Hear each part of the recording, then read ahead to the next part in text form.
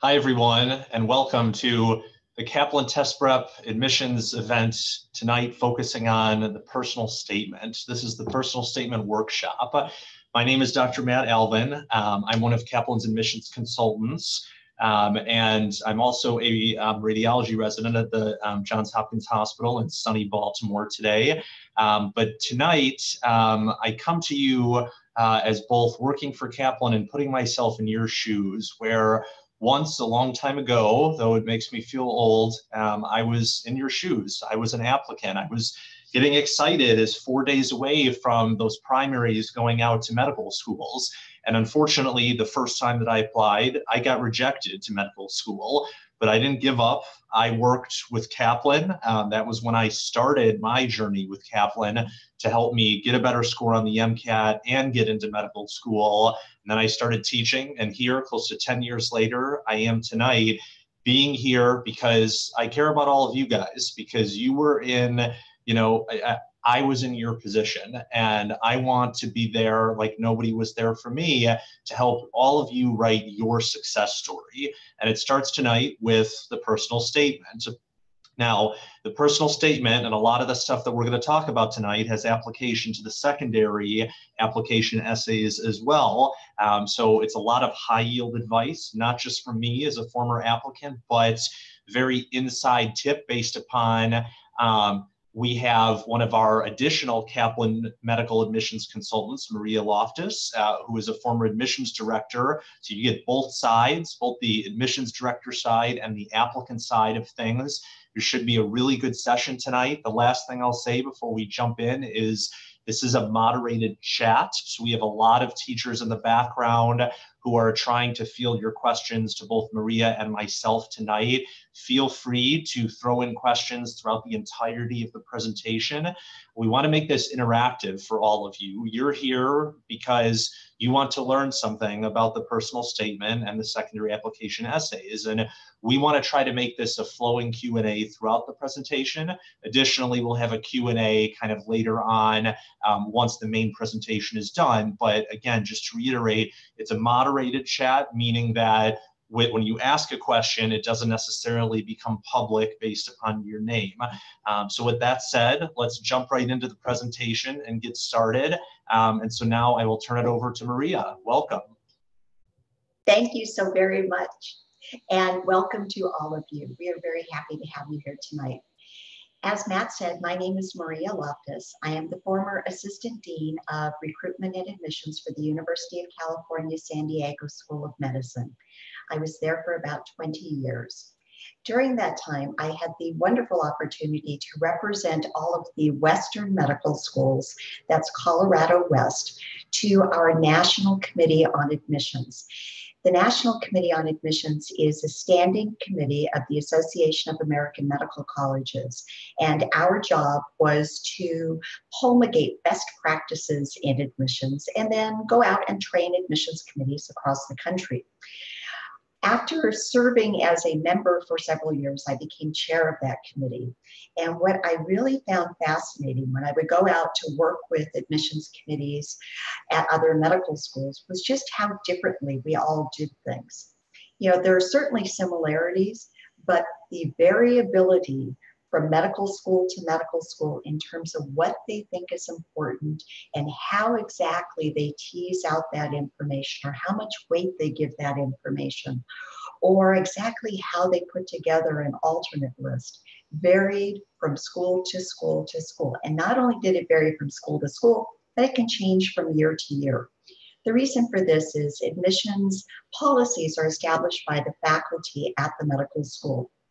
And as admissions committees would turn over, which they do about 50% every year, then it would be an opportunity for the faculty to decide if they wanted to do something a little different based upon the classes that they had previously admitted and how they felt those classes had done. So it really is a very complex process, but it's one that I personally found really, really interesting. So I retired a couple of months ago, and now I get to do what I really enjoy doing. which is working with applicants one-on-one to help them understand the application process and to put together their strongest, most compelling application. I have found, and I'm sure Matt and my colleagues would agree, that when you understand how something works, in this case, the application process, and you understand what's expected of you, you are much more likely to be successful. So as you go through the application process, whether it's still ahead of you or you've just begun, just know that if you need some help at any of the stages along the way, that we're here to help and that we really enjoy doing that. So let's get started with tonight's presentation. The first thing that we'd like to take a look at is just going to be, what are the admissions factors? So all medical schools are going to look first at your academic history, and that means your MCAT scores, your undergraduate GPA, as well as your undergraduate institution. We all know, just like you all know, that it's easier to get grades some places than it is others. So to one degree or another, every medical school is going to factor that into the evaluation of your academic history. We're also going to look at your application essays. That doesn't just mean the essay that you write on your primary application. It also means whatever essays you're asked to write as part of your secondary application. We're going to take a look at your work and activities. What you do, how you do in your spare time means a great deal. It says something to us about what's important to you, as well as how many balls you can juggle in the air at one time. We're going to look at your letters of recommendations and, of course, the personal interview. Now, we offer seminars on all of these different topics. And of course, as admissions consultants, we work with our clients on each of these different topics, depending upon what they need help with. So if you'd like to check out the other webinars, just go back to where you signed up for this one, and you'll see the schedule of upcoming events. Okay, now we're going to talk just briefly about the timeline. So ideally, you want to have your MCATs completed before you submit your application. That way, when the medical schools get your application's complete and they can move forward with the evaluation process. So ideally, you're going to take your MCATs sometime between January and May of the year you're applying. Now, if you happen to be really proactive, you can also take your MCATs the summer before you apply. And that's a great time to take your MCATs because it gives you an opportunity to really study, as most students aren't taking a lot of other classes during the summer. Now, you file your primary application either through AMCAS, ACOMAS, or the Texas Application Service beginning in May.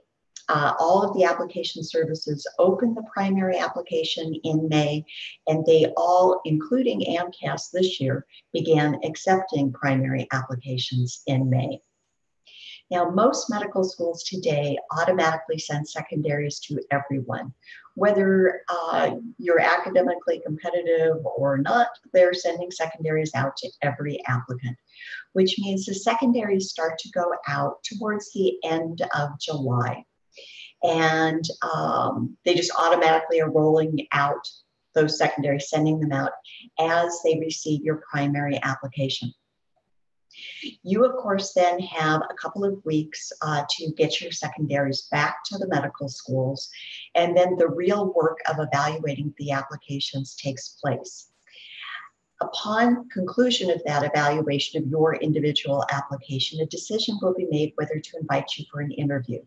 The interviews begin towards the end of September typically and will continue through the spring. And then acceptances begin October 15th. Matt, do you have anything you'd like to add to this? Yeah, so the timeline is really important, everyone. The timeline that probably some of you are already in. We're always interested to see who comes to our events like the one tonight. But for those of you that are in the actual application cycle as we speak, like I mentioned before, it's 4 days out from that first day that the MCAS applications actually get sent to the schools. So it's definitely, fun to think that those secondaries are going to be coming in soon.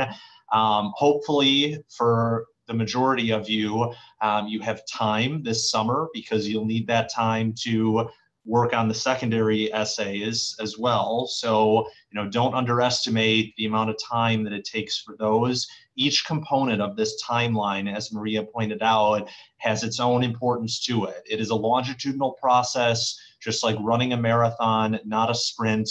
And until you get that acceptance, it's constant work on your part.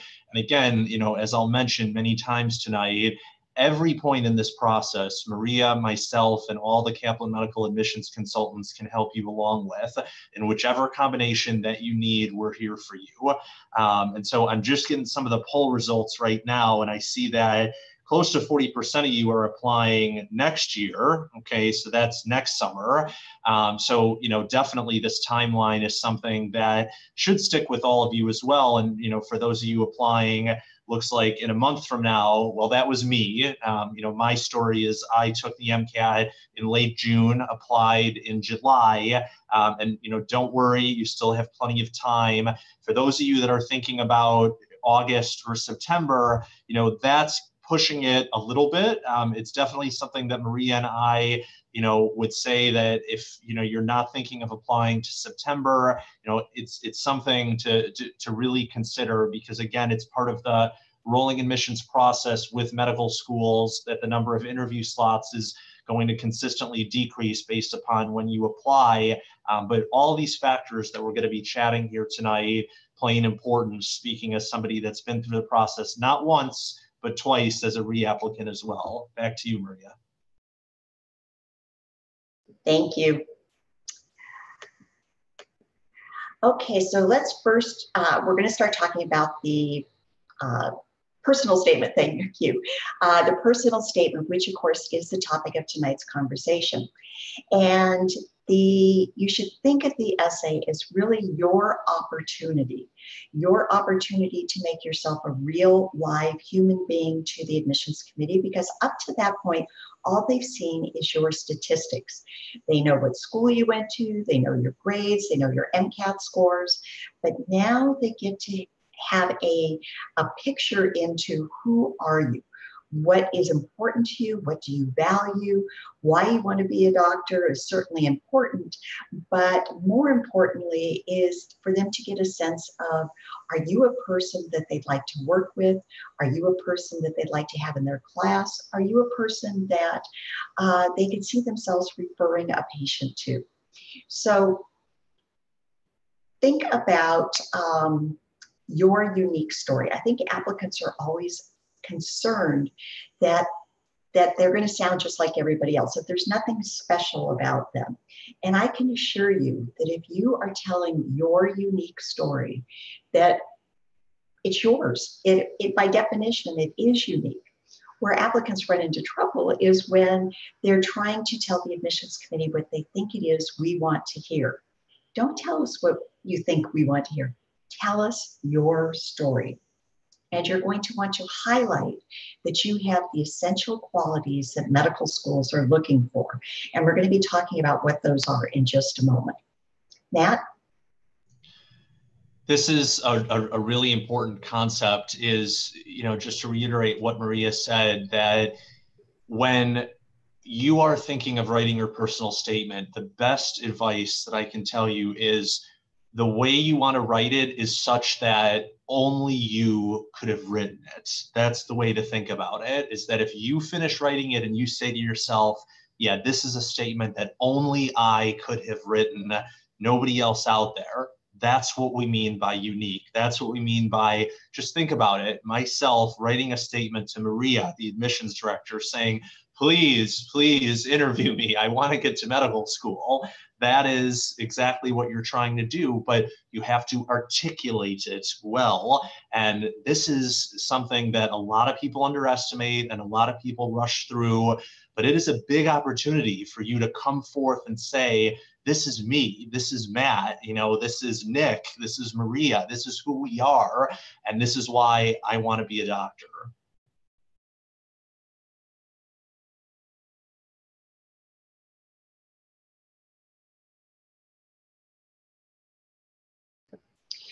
So let's talk about how the essay actually fits into the overall evaluation process.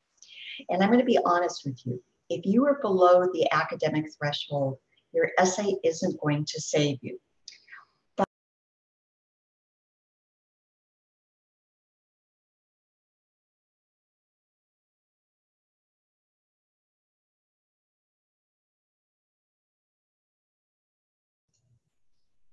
I think you muted yourself really quick, Maria. Thank you very much. If you are at or near the academic threshold, a well-written essay is absolutely going to save you. Think about it. If when they read your essay, they like you, they want to meet you, they're going to give you that little nudge to get you invited for an interview. But if you're below, significantly below the academic threshold, then that's not going to make a difference. Additionally, if you are above the academic threshold and you submit a poorly written essay, one that is superficial or sounds arrogant, then it will get you rejected. You know, we have no interest in looking at somebody further who comes across to us as being unlikable. And so all of this means that it's well worth your time and effort to put in what it's going to take to actually get that well-crafted essay. And I can tell you that Matt and I and all of our colleagues are, you know, hip deep right now in helping applicants craft that essay in a way that is compelling. It's their story, but everybody could use that fresh pair of eyes to look at what they've written to say, I don't quite understand, or I think this is really, really well said. Matt? The personal statement was something I was so scared about when I was in your shoes. For all of you here, it's something that unfortunately you have to write another personal statement when you're applying for residency. So get used to it now with the first time around. It's tough, plain and simple. There's no sugarcoating it. No matter what, it is a difficult essay. I don't care if you majored in English, you have a PhD in English, you write essays all your life. It is tough. And it's something where it's really tough because it's just writing about us, right? It's you trying to put reasons for yourself, who you are, why that you took this path, why you want to be a doctor, why not just another job in healthcare? That's a big question I always pose to my students one-on-one.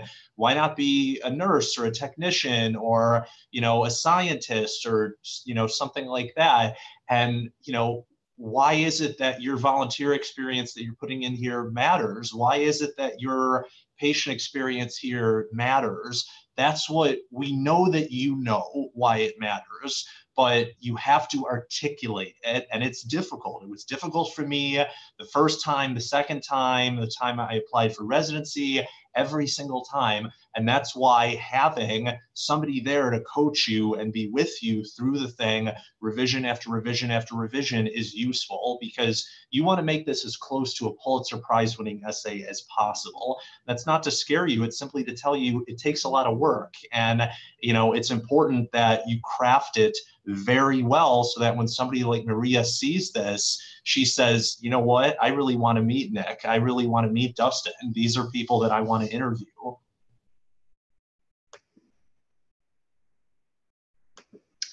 So let's talk a little bit about how long these essays are. And right now we're just focusing on the primary application essay. We can talk a little bit later about the secondary essays, but right now it's the primary. So with the MCAT application, the personal statement is 5,300 characters, including spaces. So that's a little over a page in length for you to tell your life story. Your life story, with the focus being of why you want to be a doctor, but it's your life story of how you got here. And so you can start to see why every word counts. With the ACOMAS application, it's a little shorter. It's 4,500 characters, including spaces. And with the Texas application, you actually are writing 3 separate essays. The first one is called the personal statement, and it's about 5,000 characters, including spaces.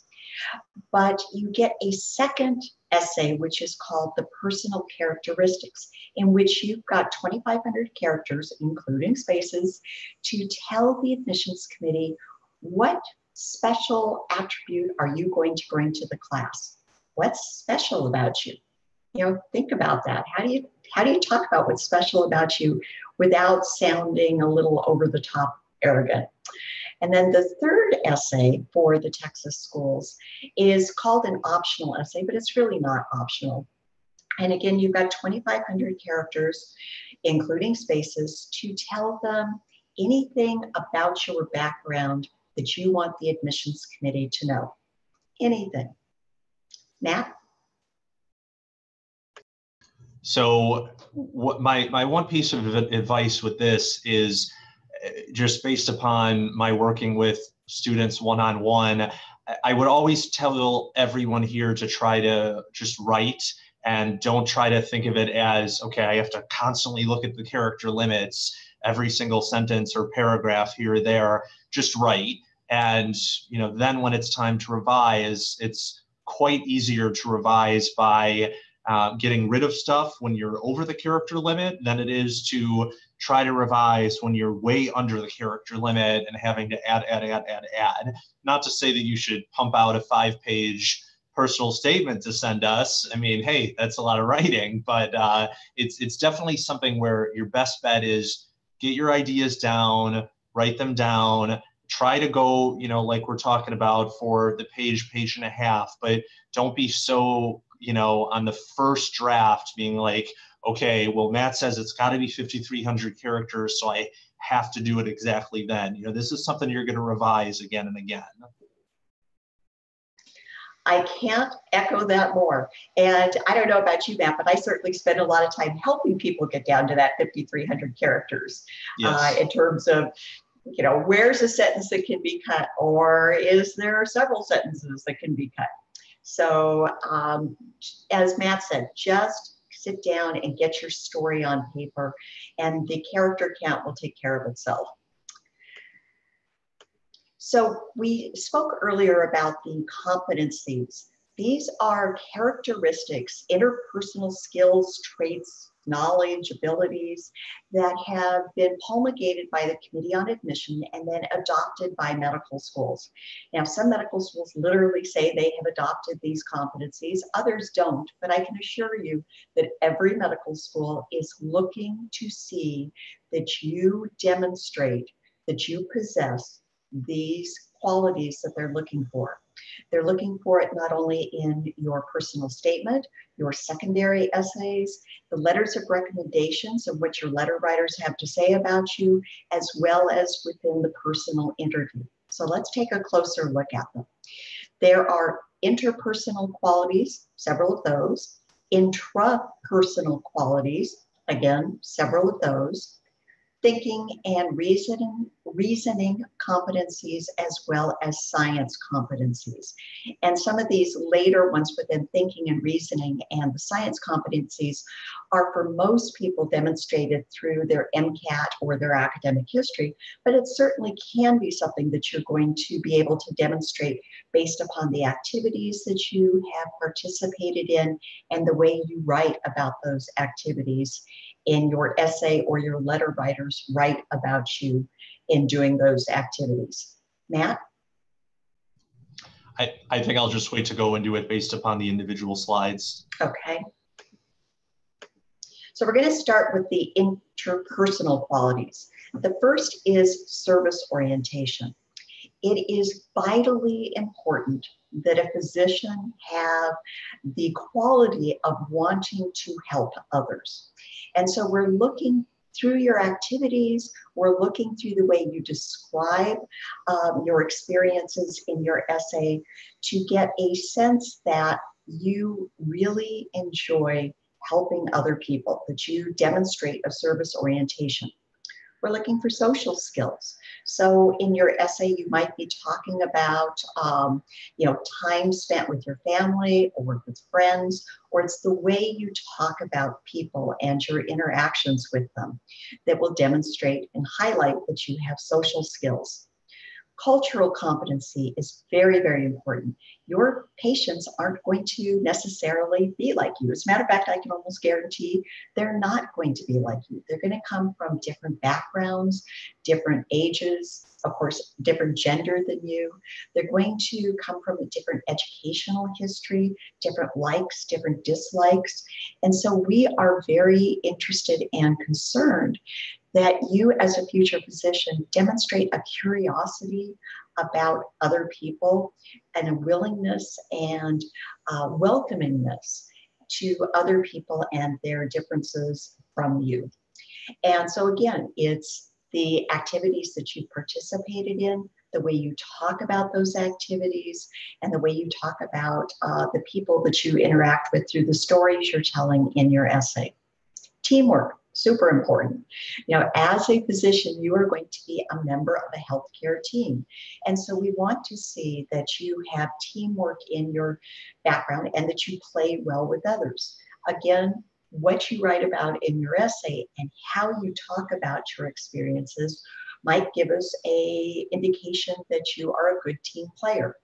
And then oral communication. Now, this one, of course, is largely going to be demonstrated at the interview, but it is certainly possible to be demonstrating good communication skills through your essay in, again, how you talk about the story you tell about your interactions with other people.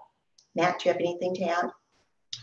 When I work with all of you one-on-one, one of the biggest things that I try to get across is I think about these competencies. And when you guys write the personal statement and you bring up some examples of things that you did, which is great. That's always one of the biggest pieces of feedback that I give my students is we want to see examples. We don't want to see just generalizations. We want to see specific concrete examples, what you did. And the way that I'd like to bring in these competencies for all of you to think about is specifically what you did, why it was meaningful to you, and how does it apply to your future career as a doctor. That's the way to think about it. When you sit down, you're making your outline of this is how I want to structure my personal statement.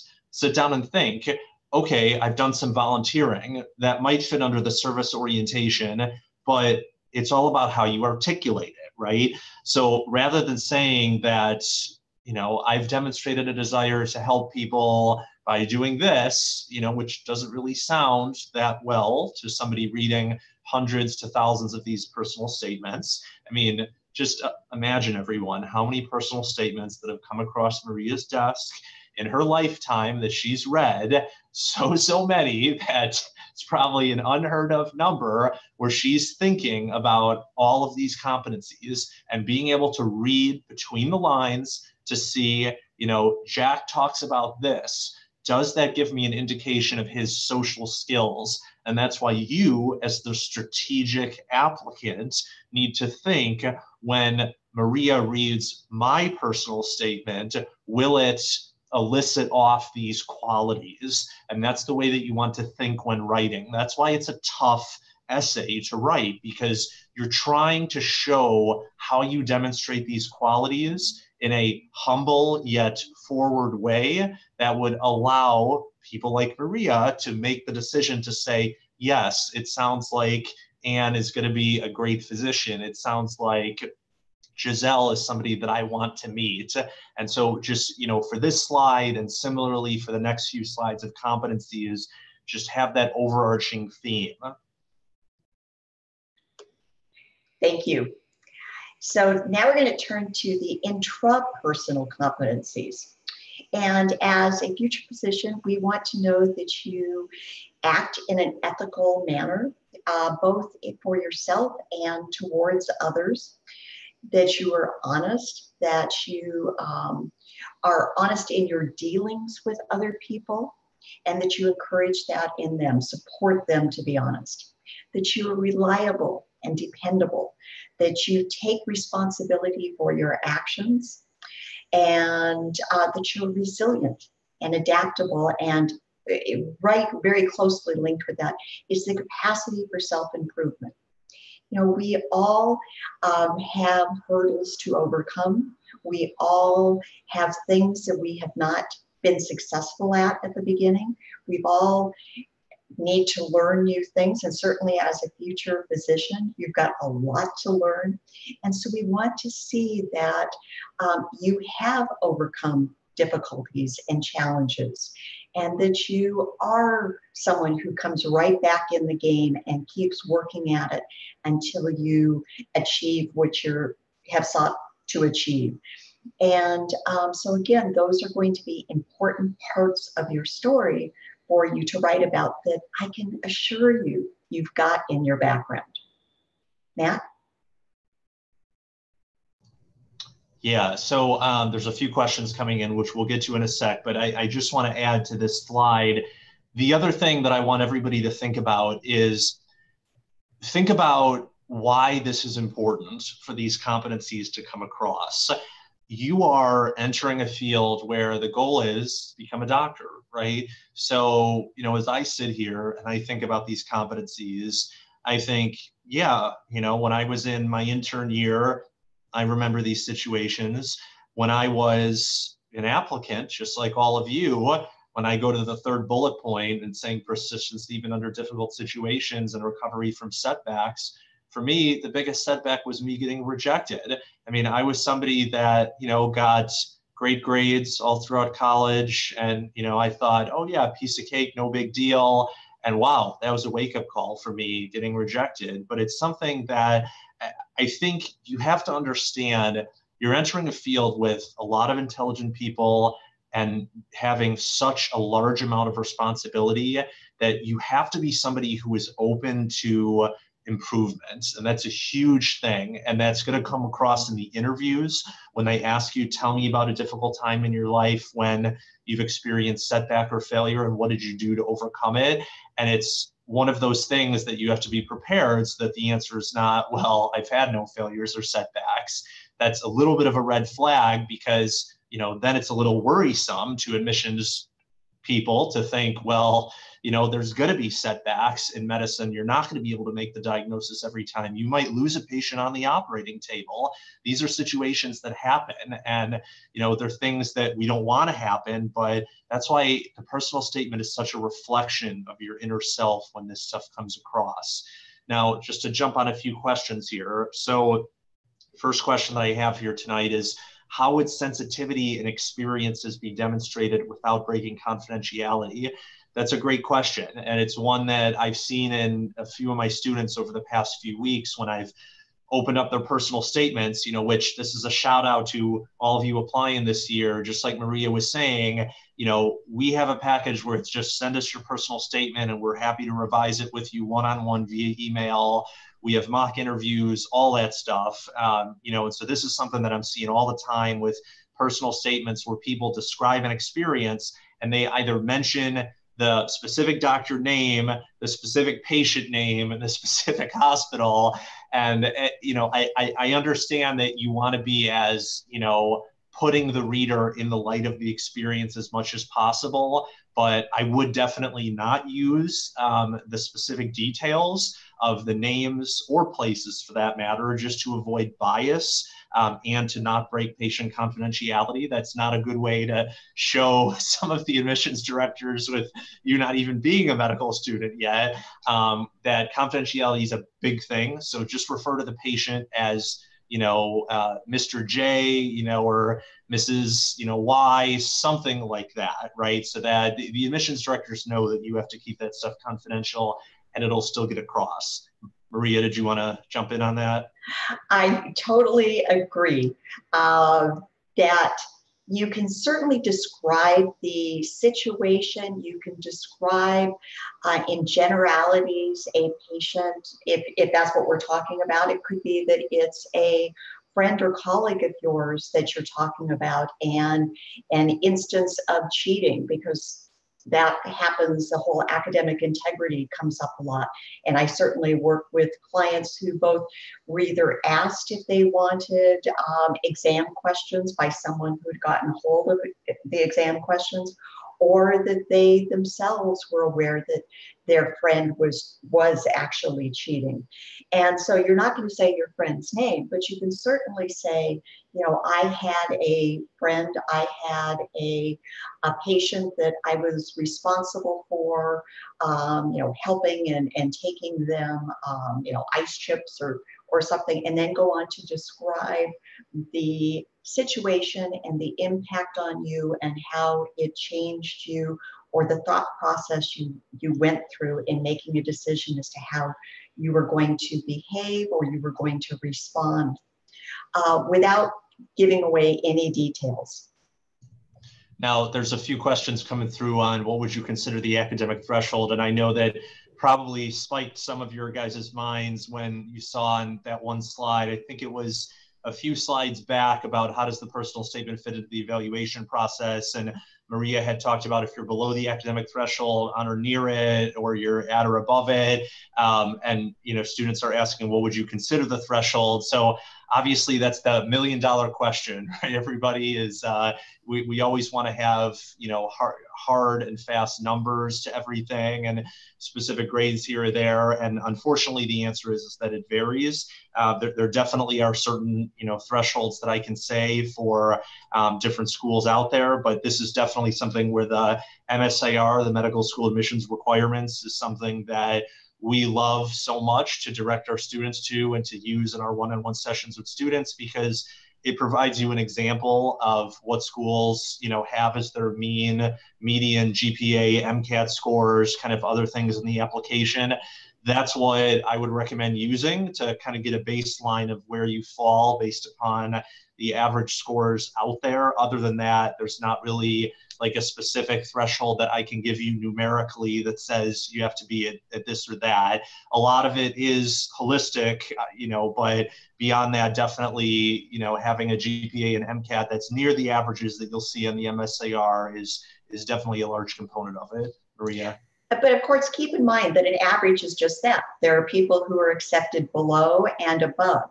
But as Matt was saying, the MSAR gives you that complete information if you go to the individual school's listing. So the MSAR itself is going to, in the database, the front page, the more public page, gives you those means. But if you then go to the individual school listing, it will tell you, here was from 0 to 100% what our GPA averages were, not just averages, but the actual scores. Here's from 0 to 100% what our MCATs were. So if you're below the 0%, you know, or below the 10% of the applicants that they accepted, then you're at the threshold. If you're below the 10%, significantly, then you're below the threshold for that school, and there isn't anything that will save you. Conversely, if you're at the top and you write a poor essay, like I mentioned before, that can absolutely get you rejected right there. So now we're going to turn to the thinking and reasoning competencies. Unless, Matt, was there another question you wanted to take? Okay. And those are, again, as I mentioned earlier, largely these are going to be demonstrated through your academic history and your MCAT scores. There's critical thinking, quantitative reasoning, scientific inquiry, and written communication. Now, the written communication is absolutely being demonstrated through your personal statement, your essay, not only this first one that you'll be writing as part of your primary application, but then also all of the additional essays that you'll be asked to write as part of the secondary application. And almost all medical schools are going to ask you for additional essays. Those may be a couple paragraphs in length, or it could be a couple pages in length. So that's probably all I'm going to say about this section. Do you want to add anything, Matt? No, I think it's pretty straightforward. Okay, and then the last is the science competencies. Again, largely demonstrated through your academic history and your MCATs as opposed to the personal statement. Although certainly if you've got research that you want to talk about, or you were a teaching assistant in a particular science class that you want to talk about, you could certainly be demonstrating science competencies in that way through your essay. Okay, now let's get to the meat of how do you actually write your essays. So we want you to think of, go back to the list of essential competencies. Think of ones that you embody, things that you absolutely live in your life every day. Pick 2 or 3 competencies to write about, maybe 4. And the reason you're not going to pick a whole lot more than that is you've only got a single page to write this essay. And if you try to cram too many of the competencies in, you might end up being very superficial in your coverage as opposed to showing depth in your story. So you're going to identify those 2 or 3 or 4, and then you're going to match them up with stories of your life, that when you tell the stories, it becomes clear to the reader that you have that competency. You're not going to say, I am a hardworking, person who's overcome adversity. You're going to tell it through your story. You're not going to say that you treat others ethically. You're going to show that through your story. And I or Matt or any of your other, the consultants, when we read this, and then later the admissions committee, when they read a paragraph, they should be able to say, I believe that you have shown me that you exhibit this quality, that is a part of who you are. Oops. Matt, did you want to add something? So just to echo Maria's statement about showing rather than just telling is a huge thing.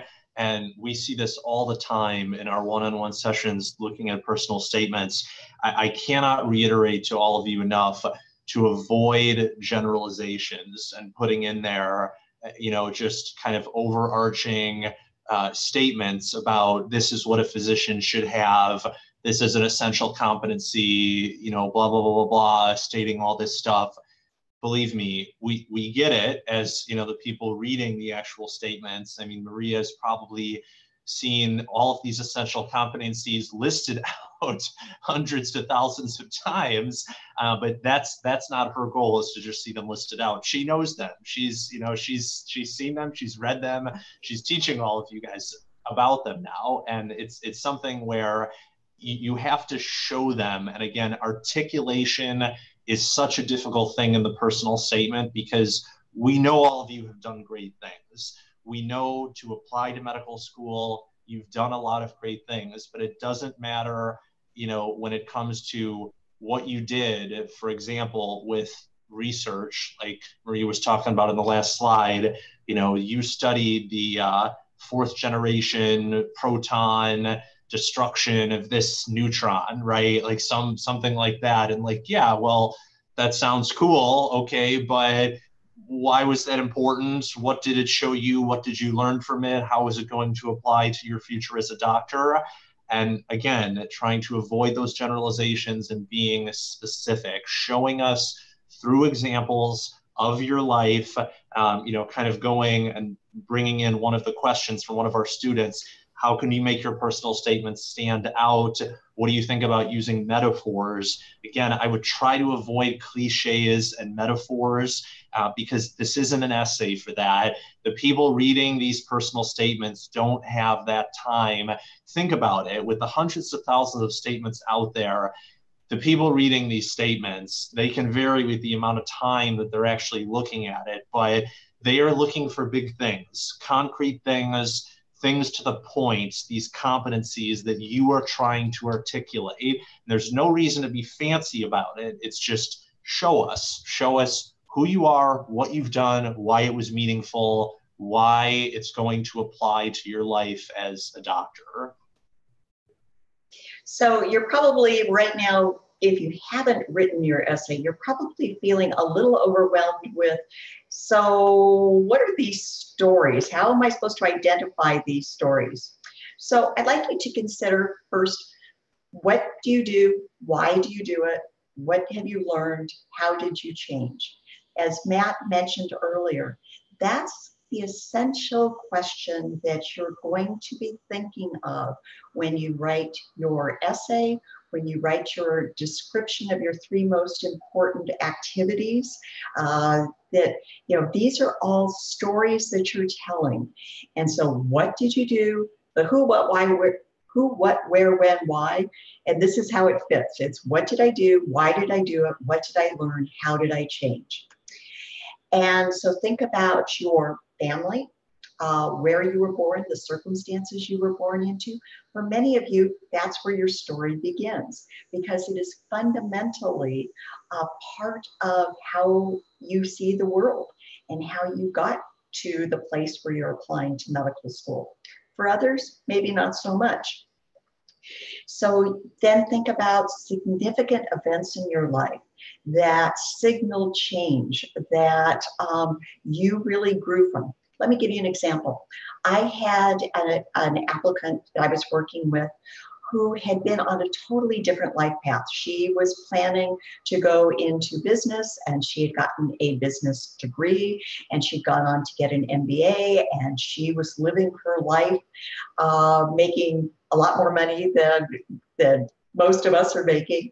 And she was involved in a serious fire. And she was burned over a large part of her body, and she was in the hospital for weeks and weeks.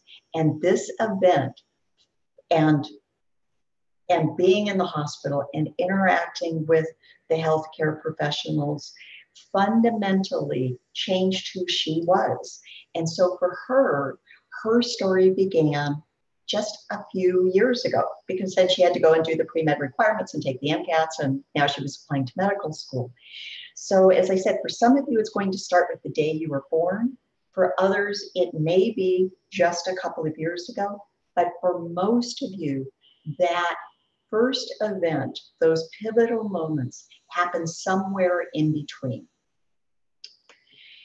Think about your academic career. Do you have something that you need to talk about in terms of your academic career? Do you have a major that doesn't necessarily indicate that you're going to be applying to medical school? Did you seem to be on one path and now you're on another? Did you have a time away from school, either a leave of absence or gap years? Or is there something about your academic history that you want to talk about?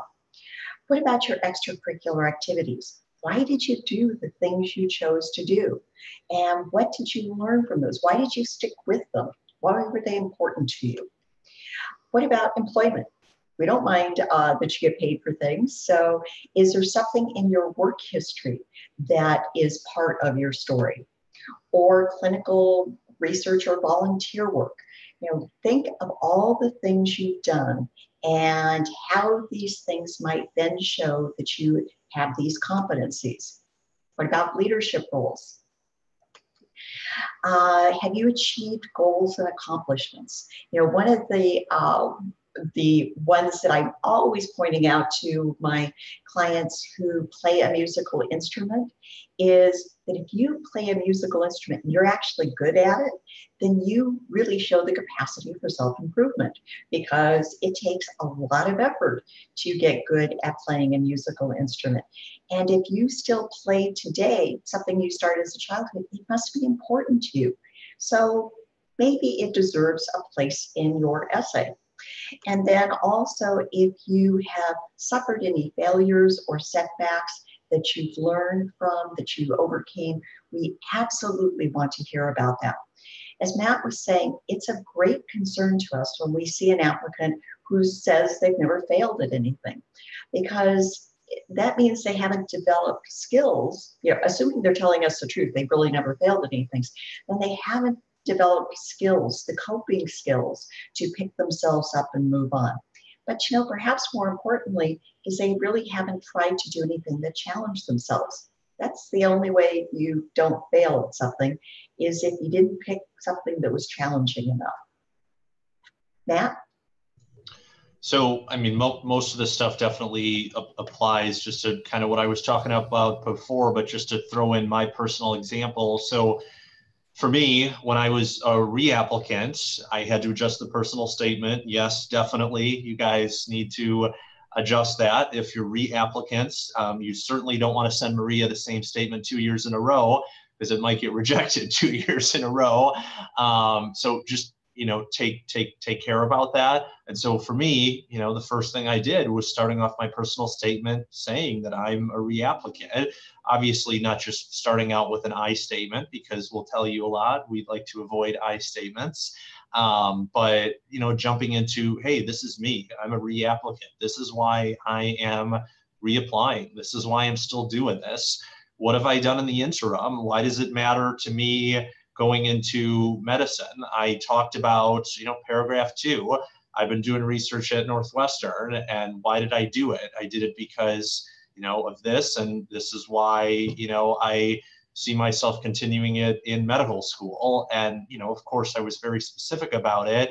But again, like looking at this list in front of you, it all goes through the outline, and all of you might be like, yep, I've got that, I've got that, I've got that, I've got that. So Matt, what do I choose to put in there? Do I just put everything in there? The answer is no. You don't want to just list everything out. It's almost similar to the 3 meaningful activities for the activities section of the MCAT, is thinking about what are the most important moments in your life that really solidified, this is why I want to be a doctor. This is why I want to go to medical school. It might not be something you can say, hey, it's this and this. It took me a while to figure that out. It really forces you to question your life as to, wow, I'm like 21 years old here, and a lot of my friends are going off into the business world, and, I'm about to sacrifice 4 years of my life, be in 200 grand worth of debt, not really make any money, go to residency, not really make much money, have to pay off loans, be like 30 years old, have to, think about having kids and a family, and, not really be in my full career at this point. It's a tough road, and people in the admissions committee know that. And so they want you to understand, hey, this is what you're getting into. Has Jack really understood, like, yeah, through this clinical work, he's worked with this doctor and really seen the day-to-day routine of what it's like, and not just, watching something like, what is it, that one new show on TV called The Resident, right? It's not like life just like that.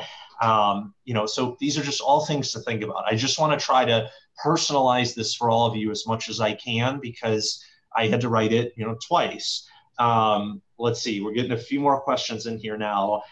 Should I add anything about what I plan on doing over the next year if it would be a big accomplishment? So it's a good thought, but similar to the activities section, it's something that, sure, you could put in there. We're not saying you definitely can't, but think about it from the admissions person's perspective. They have no idea whether or not you are going to actually do it or achieve it, or anything for that matter. So it's tough. It's tough to say, yeah, I plan on going to South America for 3 months, 6 months from now, and, working on this intensive research project. And it's like, yeah, hey, that sounds really awesome, but we'll never know if you did it or not unless we invite you to interview, because it's in the future. So it's something that I probably wouldn't recommend. Is, yeah, it should be one of the big things to focus on. It's more so, what commitments have you done already up until this point, and things that you've experienced that you've had time to reflect on, and then provide conclusions on those, so that then Maria can say, okay, this is somebody that I want to meet. Then when you go for the interview, if you've done this thing already in the future, then you can bring up to Maria at the interview, hey, I also did this, and this was a lot of, interesting stuff, or even writing an email down the road to update the medical school, which is, a thing that is, really something that's done quite often, for those of you that do work on different things down the road. But at least for the initial personal statement, I probably would avoid it. Maria, thoughts? I totally agree, because this is too valuable real estate to be talking about a hypothetical. You need to be talking about how you've lived your life up until now.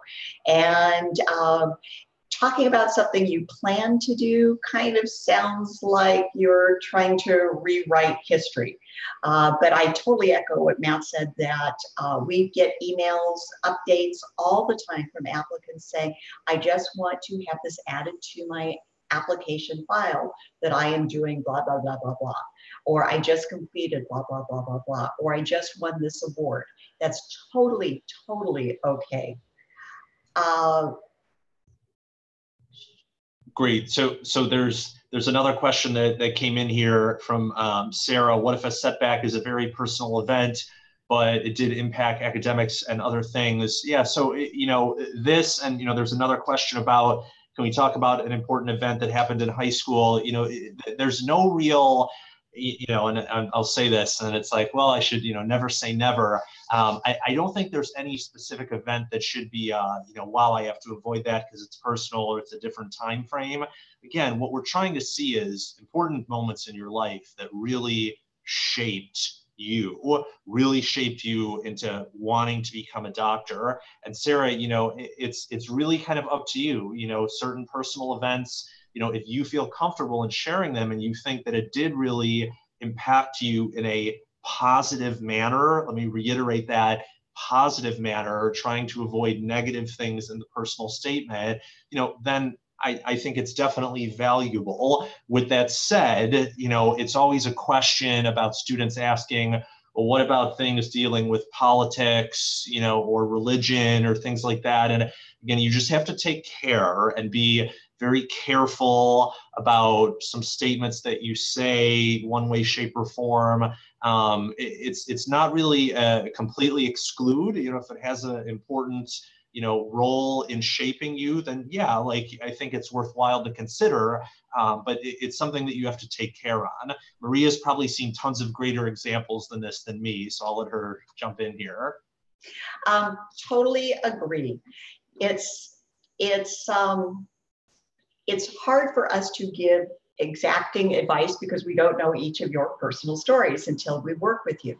But I've had applicants who have, I've got one person that his involvement in teaching Sunday school, children's school at church is very important to him. And one of the drafts he sent me actually named the church and talked about selecting Bible verses to be teaching the children. And we talked about this, that it's nobody's business what church he belongs to. And what was it about teaching children's class, the Sunday school, that he really enjoyed?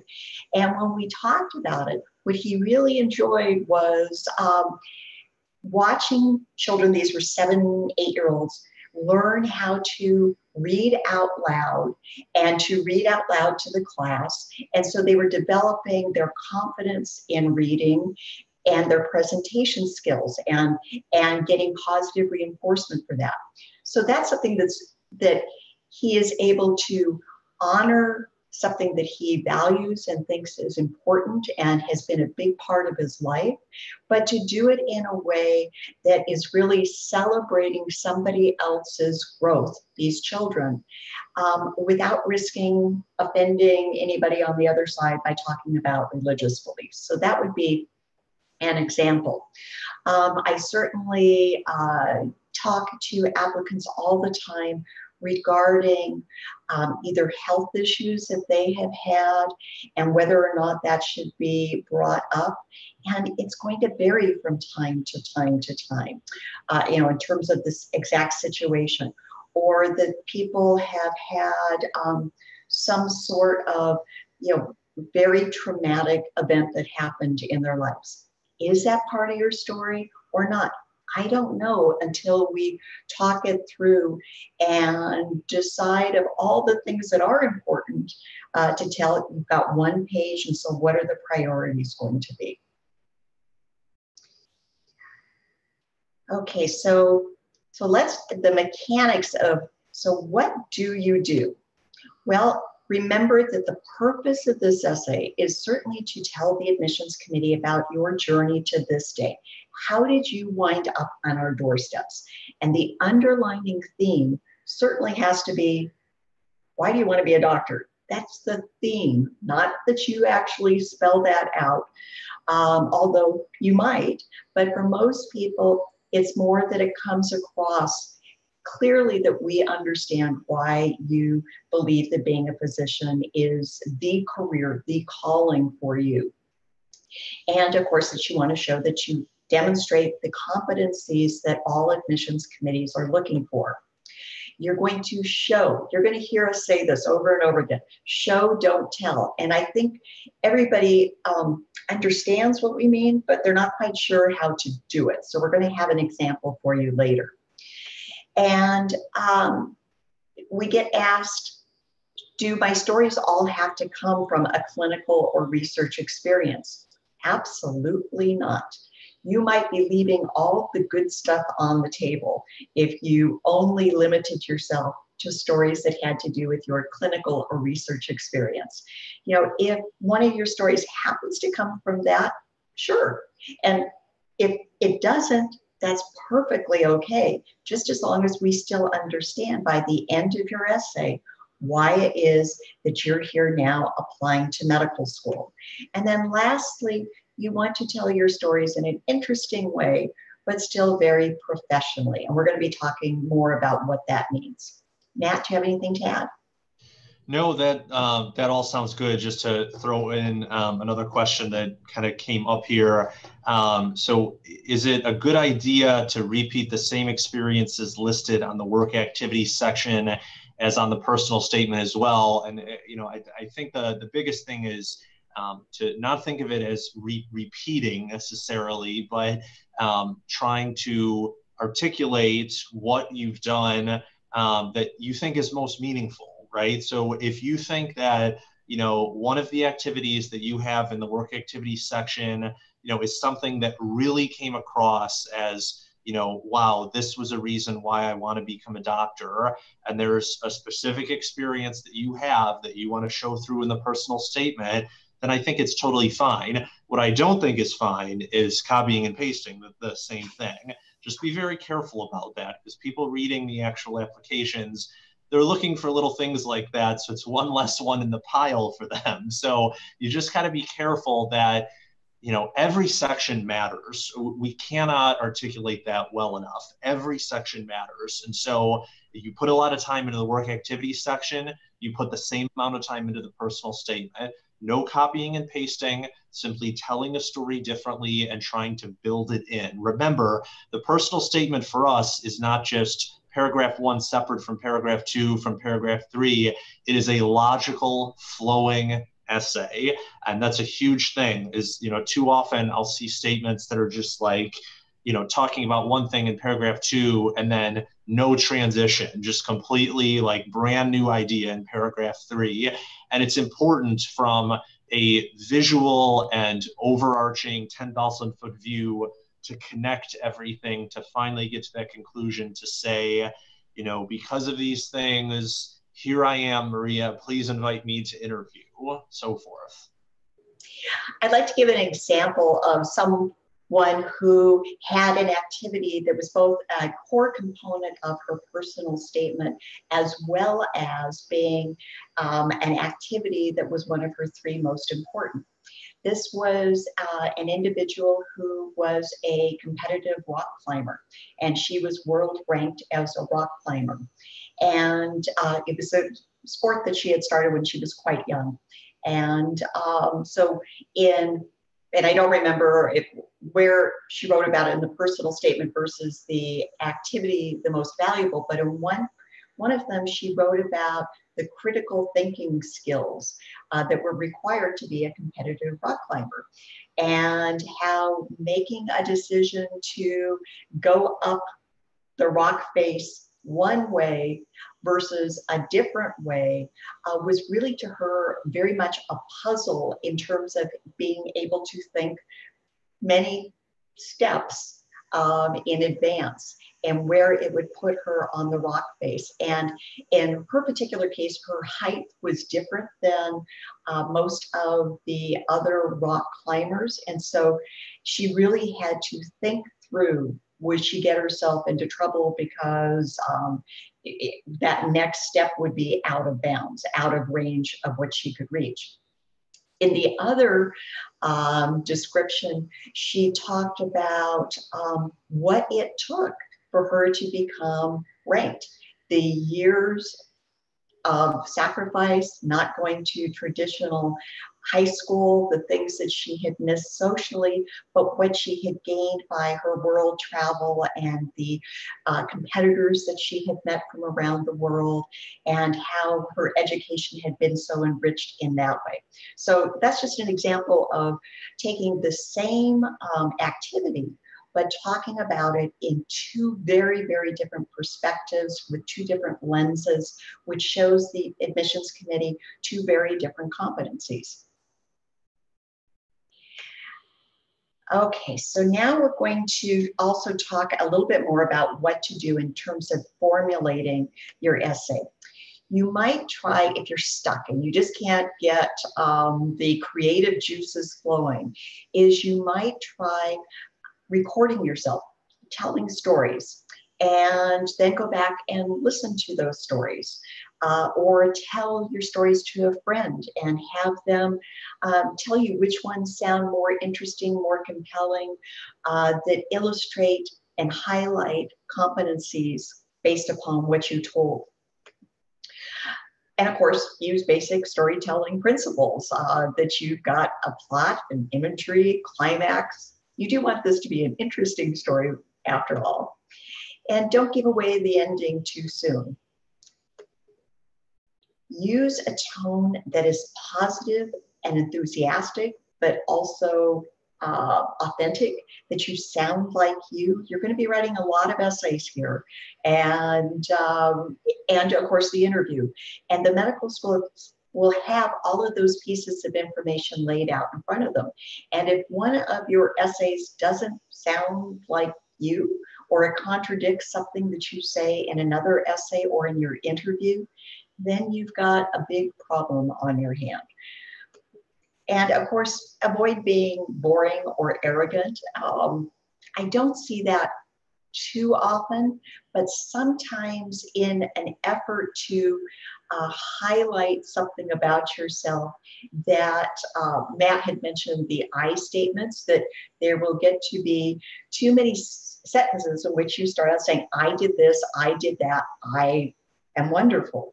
And that's how it comes across. And I literally would have admissions committee members who would sit there and count the number of times an applicant started a sentence with the word I. And I can't tell you what the magic number is, but if we feel compelled to count how many sentences you started with the word I, it means you did it way too often. Matt, do you have anything to add?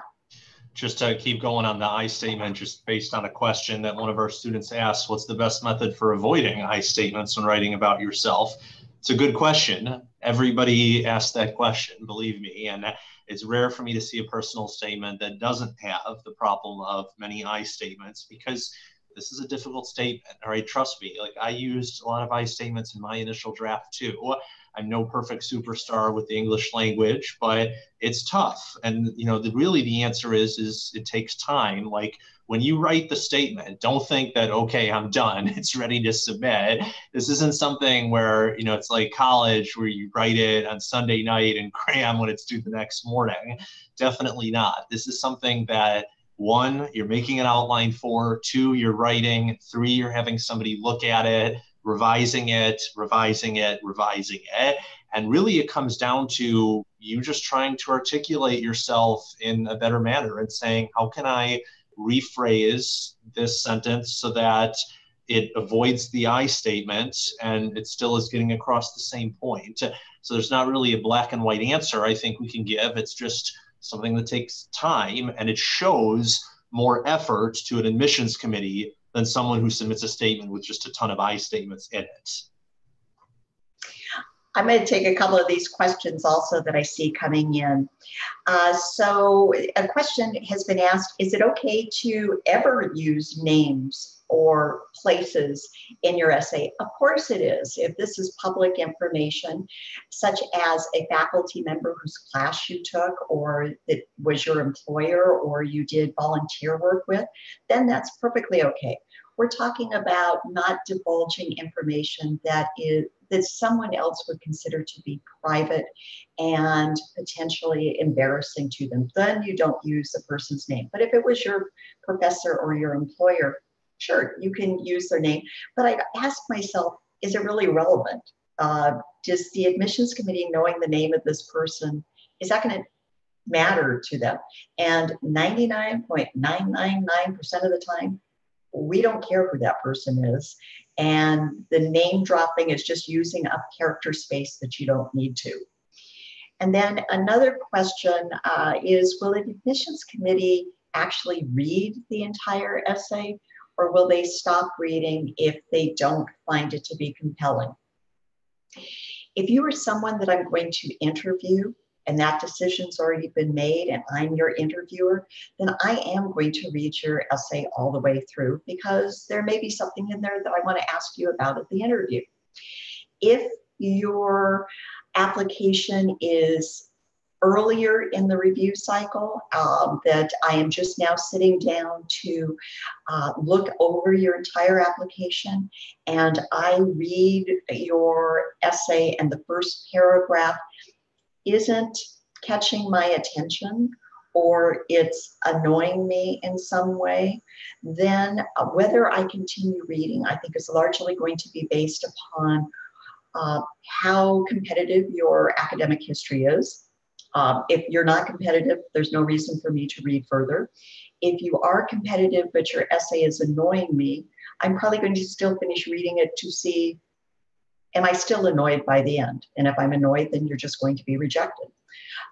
So it varies somewhat, but I don't think, you certainly don't want to risk that your essay is not compelling, because yes, then you are running a risk that somebody's going to disregard and not read it further.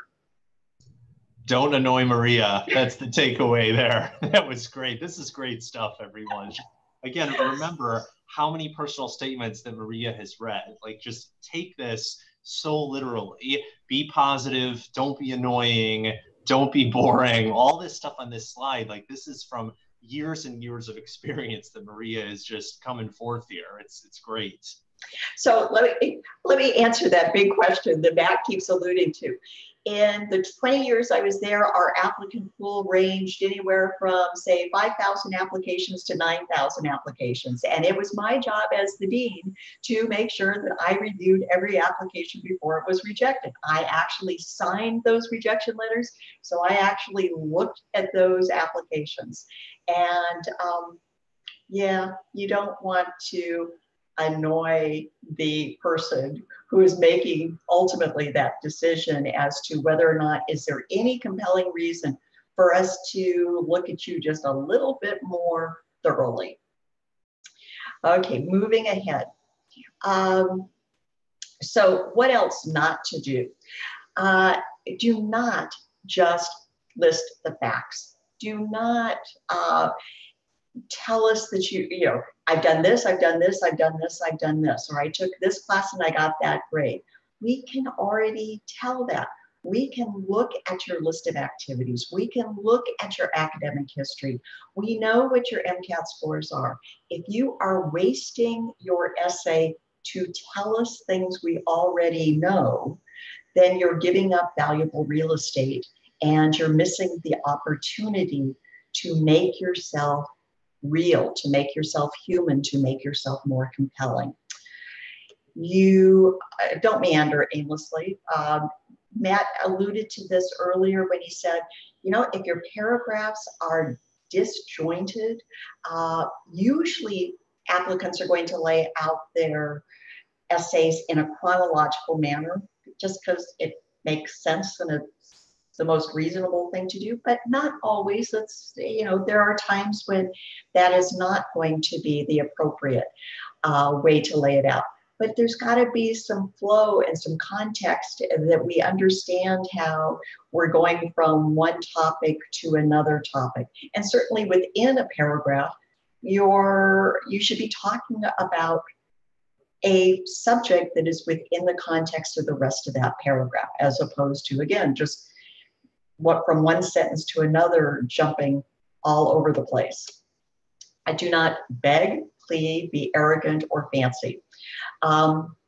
You'll hear Matt, I'm sure, echo this. Do not write your personal statement as a piece of poetry or a script between two people, or quoting some great text unless it really, really has relevance to your story. I had somebody once draw a picture. That was their essay. And while the picture was very well done and fascinating, it didn't tell us anything about the applicant except that they had artistic ability, and that wasn't particularly what we were interested in finding out. That's not one of the competencies.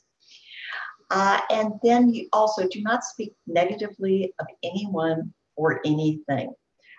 You can turn everything that you might see as a problem is really a challenge, and a challenge to be overcome, an opportunity to learn new skills, to learn something about yourself, and to take that information and then help other people.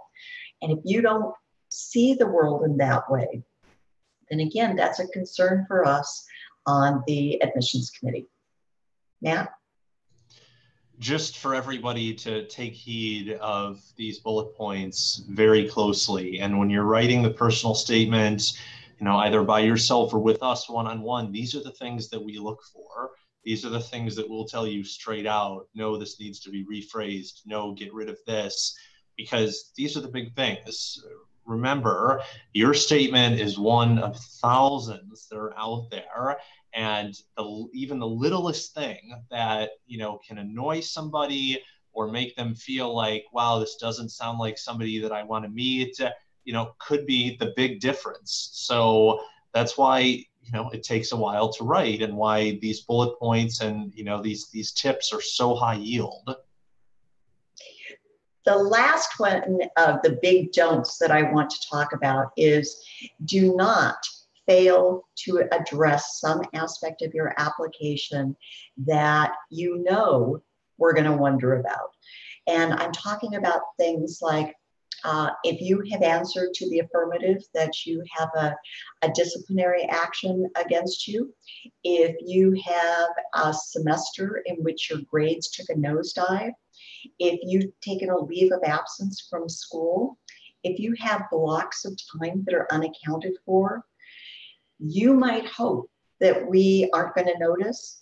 We are going to notice. And if you haven't told us what happened, if you haven't told us what you learned from that experience, how you've grown, and how that would never happen again because of how you've grown and you see things differently, we are going to make up the story for ourselves. So I had an applicant that I worked with who had a period of time that she was away from school. She had started school, then she was gone for a couple of years, and then she came back.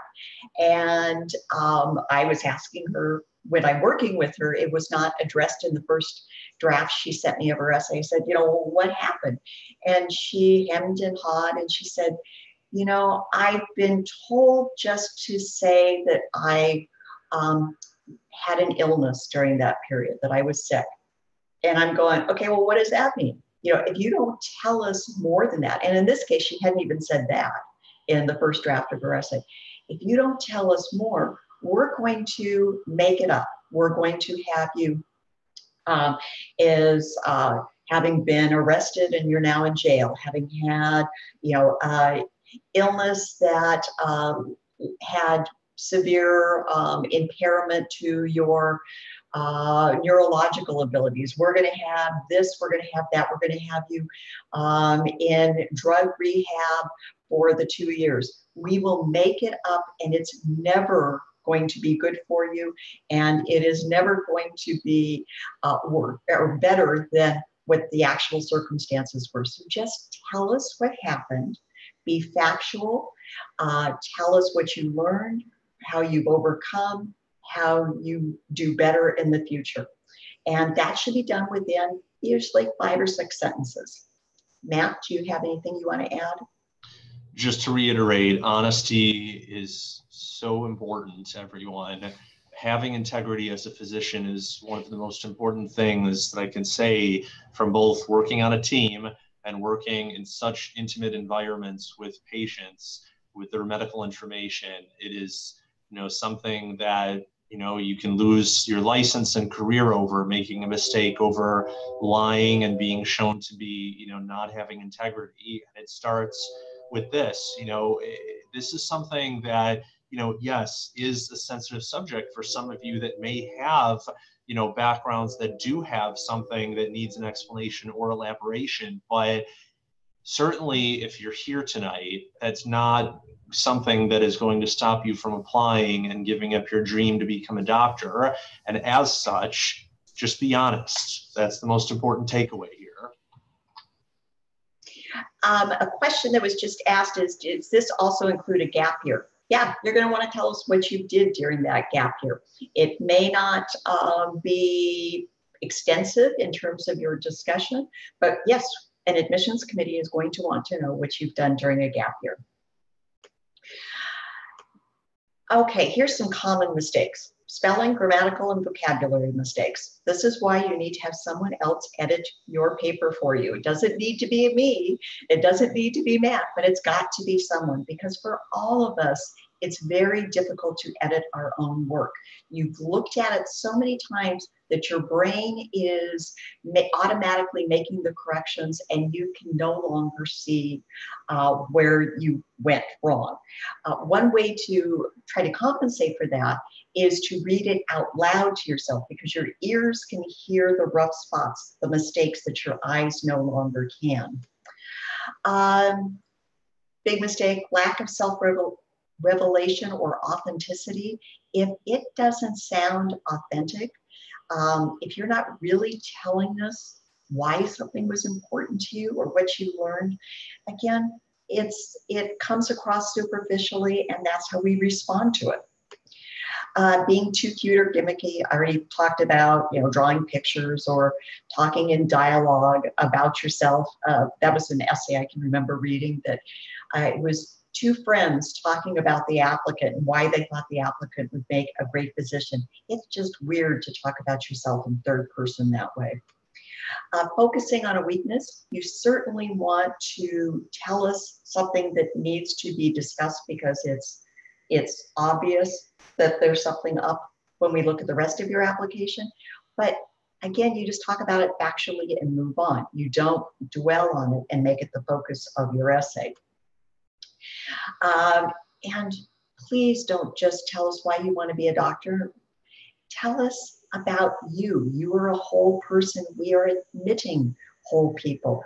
We want grown-ups. We want people with dementia. We want people that have multiple aspects to their personality and their backgrounds. Because when you go to talk to a patient, it's your job to put them at ease. It's your job to inspire them to participate in their healthcare. And that means you need to be able to talk about things that are of interest to them. So again, we want to know all about you as it relates to how you got here, but not just why you want to be a doctor. And plagiarism. Do not plagiarize someone else's work, whether that's public work or private work. Matt? The biggest thing that we want to provide to you guys tonight is that we, Kaplan at large, our goal is to help you avoid making any of these mistakes. The easy, kind of way I look at these mistakes is those of you that have taken the MCAT already, and if you've taken an MCAT course or had somebody tell this to you, You shouldn't lose points on the discrete questions. Those are points that are just gimme points because they're ones that you're either going to have studied the stuff or not studied the stuff. Similarly, these mistakes, spelling or grammar mistakes, no, big no. There's something you just can't afford to have as a mistake when you're competing against so many people out there. And that's part of our goal one-on-one with all of you.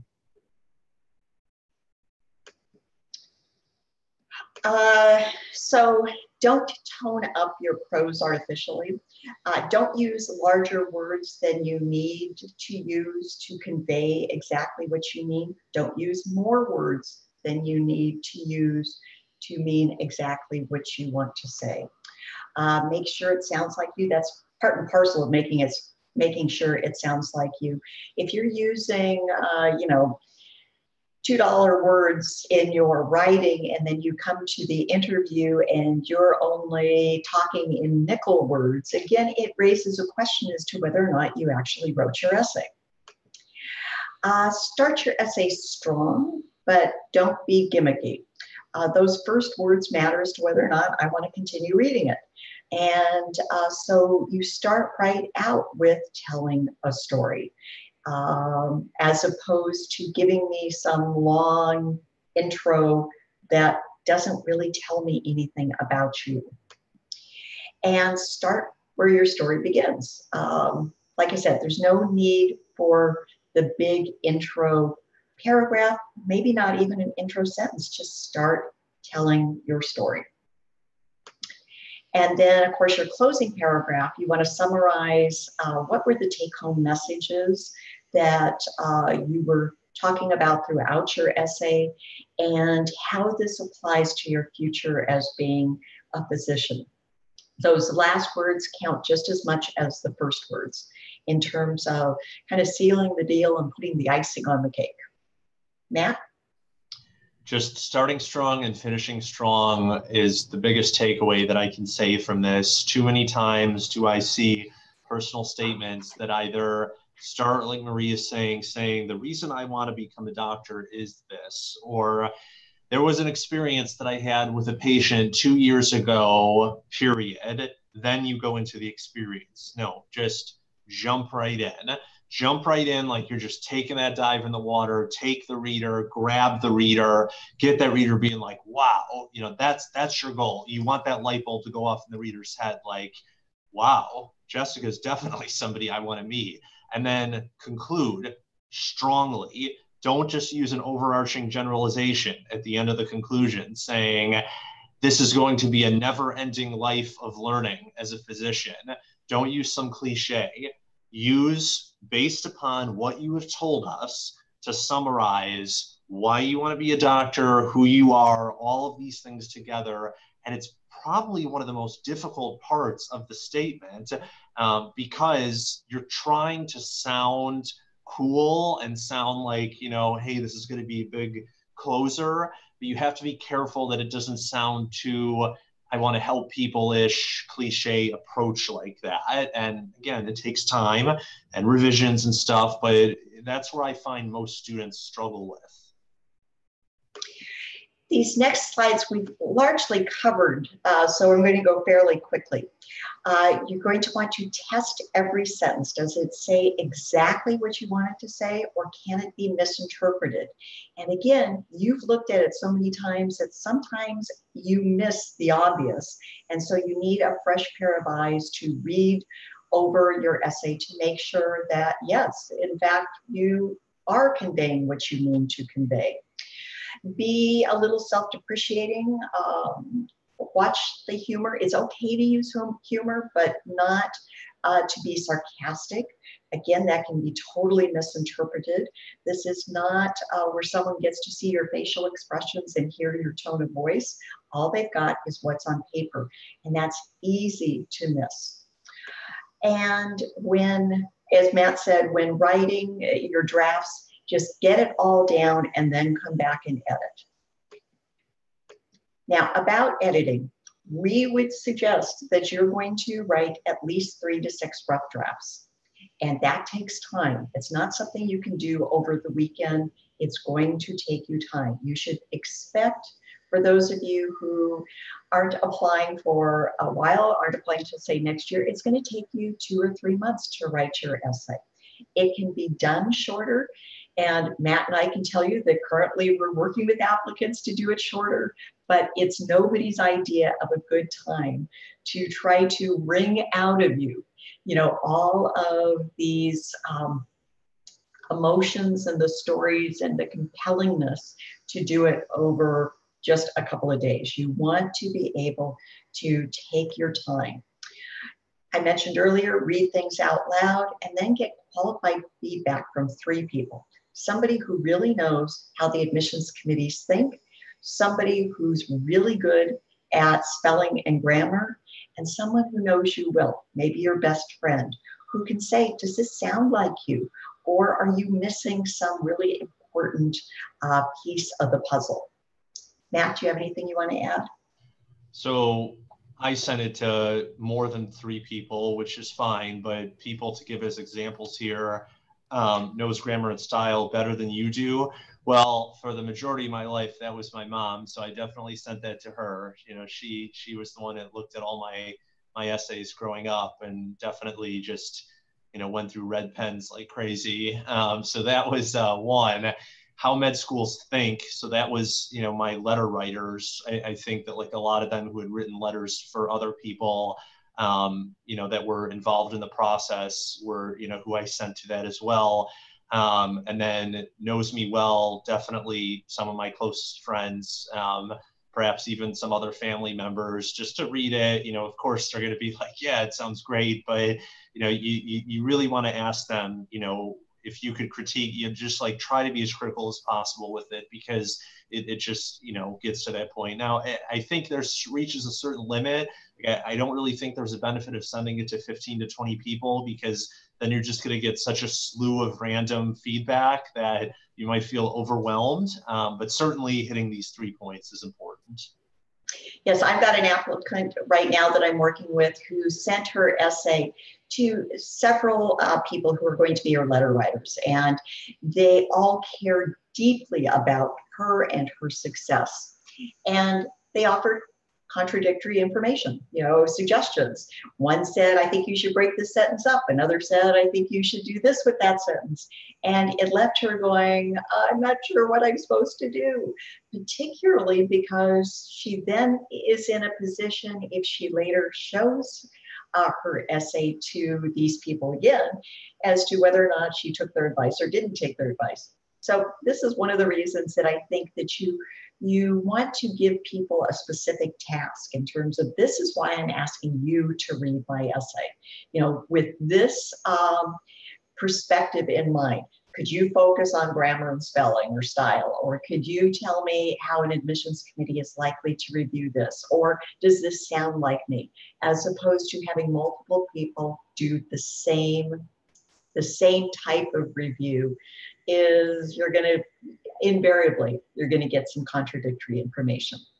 Okay, now we promised you that we were going to give you an example to illustrate what we mean by the difference of showing and telling. So I'm going to bring up the first example, and this is a telling. And I'd like you to read it, and then we'll show you the modified where it's showing.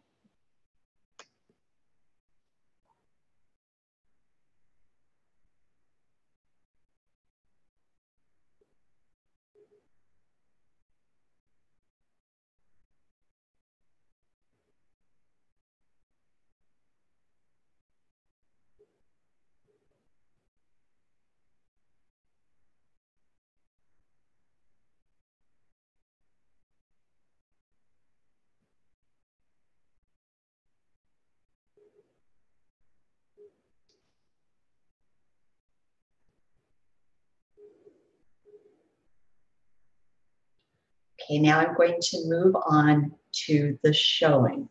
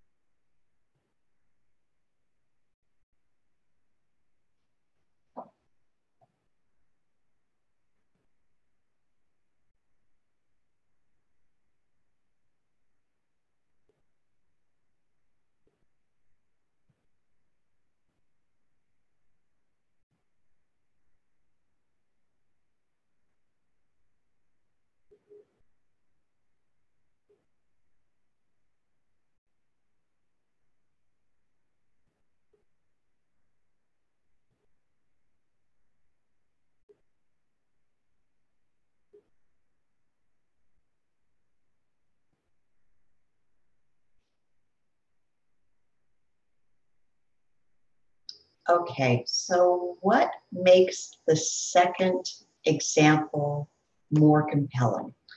Well, partly it's that it's shifting the focus from the external facts to more about what the applicant was experiencing, what she was feeling, what she was seeing. So it's bringing the focus back to her. In the before, she concluded the paragraph by saying she had a new perspective and that she had gotten, determination and perseverance from her grandfather, but there was nothing in that paragraph which actually would have led me as a reader to believe that she had a new perspective and admiration for her grandfather, or to have any reason to believe that she had actually overcome any adversity and had shown perseverance in the past. So that's why in the after story, by bringing the after paragraph, by bringing in these additional components of telling a story that actually shows me that she worked all summer long to perfect her serve, that I am then able as a reader to say, wow, that took a lot of extra work. And that really, somebody else might have just gone off and said, I'm going to have a good time this summer and I'm going to, get off the volleyball team. So there's a big difference in how the applicant would come across to an admissions committee and whether or not we would believe that she has these competencies as part of her personality. Like I said, in the first example, she just said, I do. She said, I have these competencies. In the second, she demonstrated them through how she told the story. Okay, so now we're going to quickly talk about some of the frequently asked questions, and then, of course, we're going to open it back up for your questions.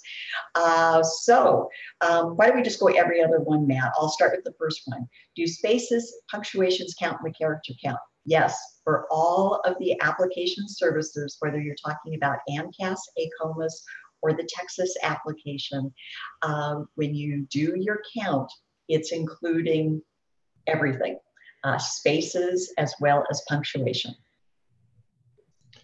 So I'm applying to MD PhD programs. Should I write about my research in my personal statement? So that's a good question. Remember, as part of applying to MD PhD programs, you're going to be writing 2 additional essays that are definitely going to be focusing on your research.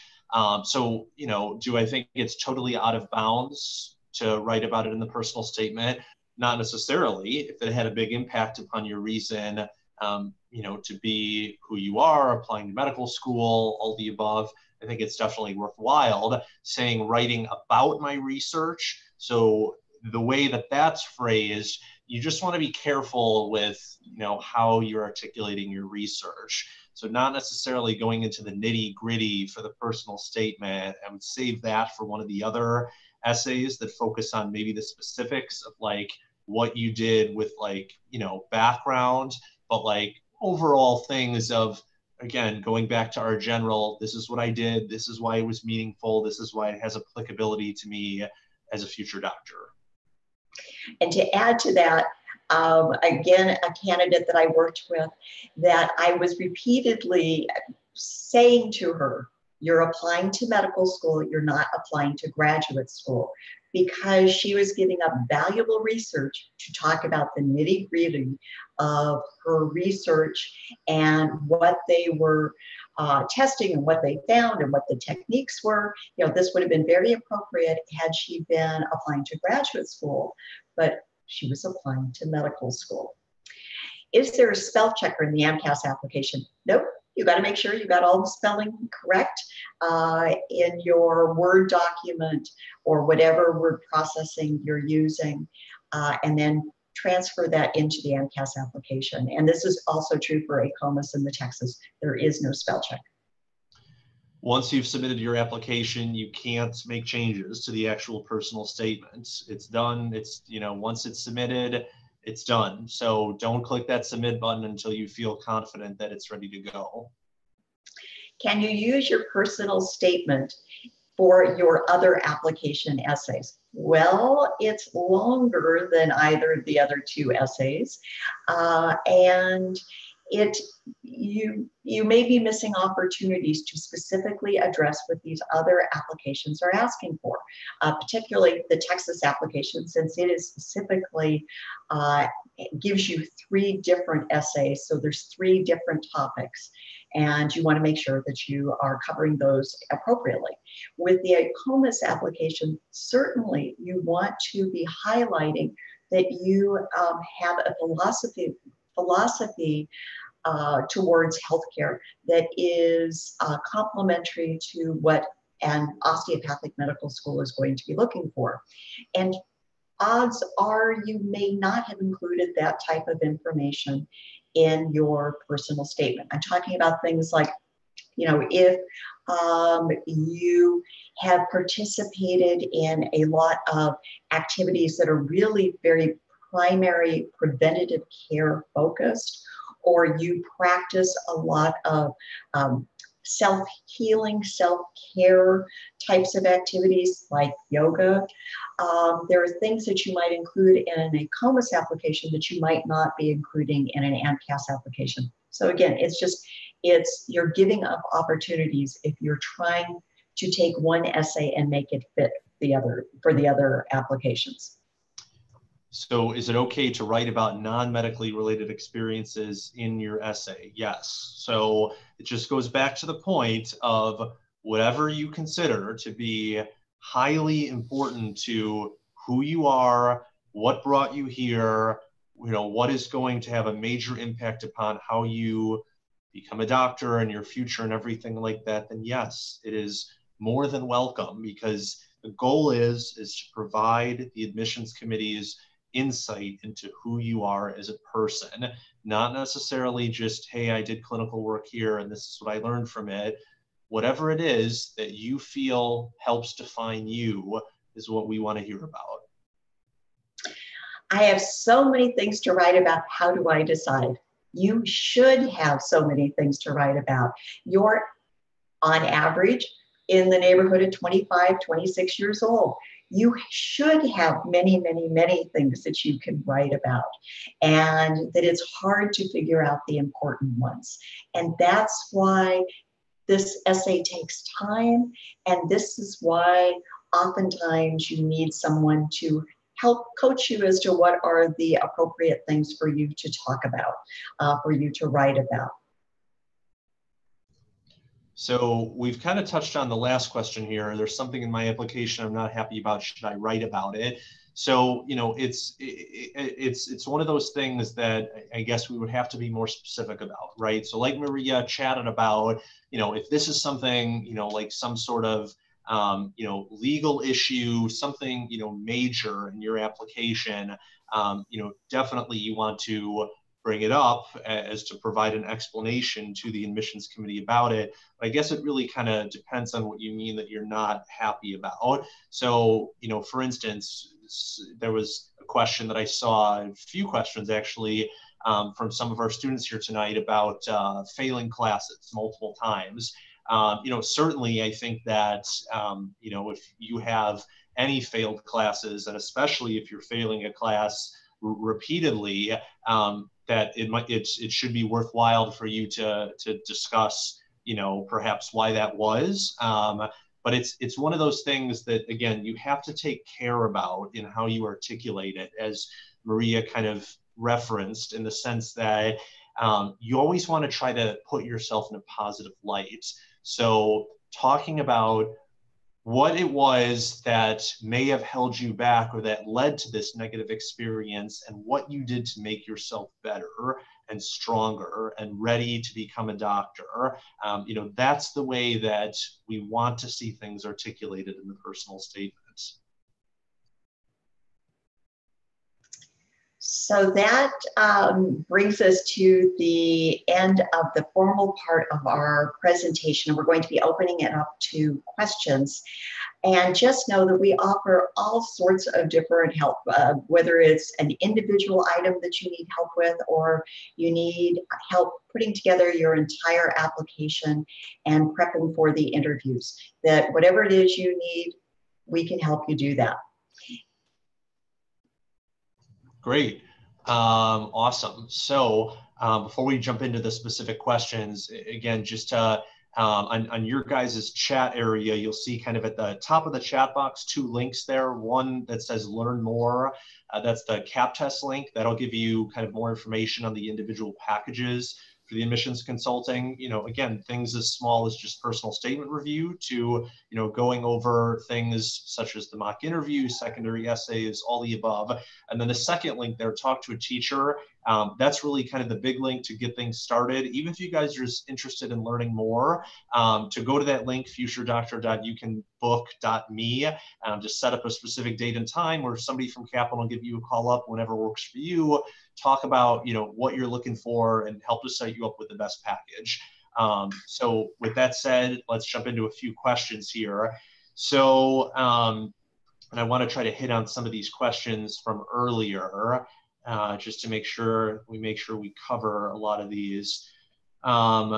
Okay, so one from earlier tonight: would it be best to start my personal statement with an introduction of myself with my name, even though my name is associated with the application as a whole? So not really. I don't think that there's a need to put, you know, this is me. I think that it's all part of the application when the actual reviewers download it. I believe, and again, Maria has the inside scoop on this, but I would think that in today's world that a lot of it is either it's an electronic app or it's like printed out in a huge packet for somebody to take home. But she'll know more of the insider details than me. To answer that question, it depends totally on the medical school as to whether they're still kind of paper-based or they're totally electronic. And there's only one instance in which I could think that your name might be appropriate to say at the beginning, and that's if it's part of your story. You know, if every, you know, the first child in the family for going back 7 generations has been named this name, and, you know, and that's part of your story, then maybe yes. But we're talking, you know, 1 in a million that your name is actually going to be relevant to your story and how you got to the place that you're applying to medical school. 2 different students asked kind of a similar question here, just with regards to being a little bit more specific about an interest in a certain specialty versus keeping it more general. So you just have to be careful with how hard that you come down on things. And it's simply because, you know, medical school is going to be a long journey / marathon of things. And if you know, like, you know, hey, I'm like slam dunk, I just want to be a dermatologist. Can I only learn that stuff? The answer is no.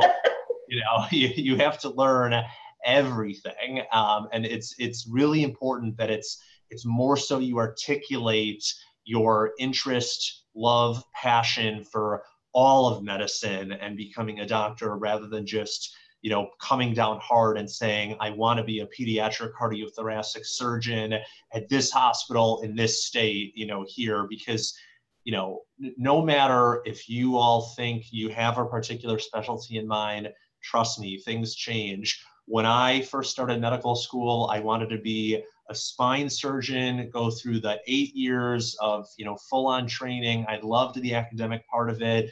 But then I did my 3rd-year rotations, and I absolutely did not like the lifestyle part of it and the personalities that I dealt with and the day-to-day routine. And, you know, these are things that you're not really going to understand until you're in medical school. So it's better, you know, to not seem, I would say, naive to admissions committees with, you know, being so hard focused on that. But I'm sure Maria has seen students say this stuff before. And so the only thing I would add here, because I agree with everything that Matt said, is that if you are going to express some interest, whether it's general or specific. You know, whether you're saying, I think I'd like to go into academic medicine versus, you know, I think I'd like to be a cardiothoracic pediatric surgeon. So whether it's general or specific, if you're going to say it, there better be evidence in your background to support that decision, as opposed to you just, you know, had a dream last night, and in that dream, you were told that you should do X, Y, or Z. We need to understand how and why you would think that you're going to do something, even though we don't believe that's what you're actually going to do. Because as Matt said, you will change your mind 15 times, at least during the course of medical school, as to what it is you're going to ultimately go into. So this question I'll throw to you, Maria. Is it okay to use any quotes in the personal statement? For example, if a physician said something to me and why that affected me. Sure, as long as it really truly is relevant, that it really does resonate within the context of your entire essay, that this is important. It's not that unusual for me to have applicants give a paraphrasing of something that their parents told them or something that a colleague told them that maybe they didn't understand when they were younger, but as they had more life experience under their belt, began to make sense to them and has been a guiding principle in their life. So yeah, then it would make sense. But ask yourself, is this really important for the admissions committee to know? Because no matter, you know, whether it's a sentence or it's longer, you're giving up real estate that you can't afford to spend unless it really is important for the admissions committee to know this, for them to have a complete understanding. I would also be careful not to get quote happy, as I like to call it. I've definitely seen some statements that use many quotes. I think maybe one, like our students were referring to here, might be okay. Again, as Maria said, is relevant. But if you're using quotes like all over the place, that just doesn't look good, because it's not you. You know, like that's what we want. We want the majority of the space to be, you know, you and like coming from you and not what somebody else said. You know, like somebody might have said something to you, but what did that mean to you? Why did it have impact on you? Okay, so let's see here. So we have a good question here. One of our students fears not being competitive enough academically will prevent the admissions committee from reading my personal statement, even if it is compelling. So I'll definitely defer to the insider here, Maria, about that. Okay, so let me be really frank about something. We all get applications from people with less than a 2.0 GPA. We all get applications from people with less than a 1.0 GPA. I don't care what that person has to say in their essay. They have not shown the capacity to be successful in medical school.